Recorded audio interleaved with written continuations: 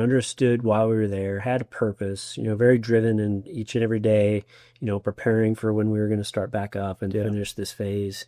Um, and that's why I felt very strongly, getting through that and then getting through the phase and doing way better than the first time, right? And so, of course, now having going through second time and being there with, being a better leader, being a better soldier, just being a better team member, and just better in regards to a lot of things that I just felt like, man, like there's something different, and it was even though it was like being away from family, being stuck here, possibly failing again, and all these doubts that are going through your brain, and eventually coming out on top and succeeding and then giving my life to the Lord and building, establishing that relationship and then getting baptized, that was really, it's just kind of a testament and kind of a personal, fulfillment, I guess, of, kind of a transition in my life of, I know what kind of failure is, and I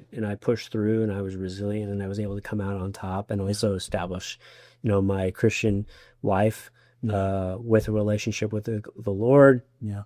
And then a month later, I get married, and now I'm going to go be a platoon leader. And so I felt like I was ready to take on more of the world, if you will. Yeah, that's a pretty brutal mental thing to go through, a 5 week almost purgatory where you can't really make any forward progress. You're kind of just sitting there waiting to start up again.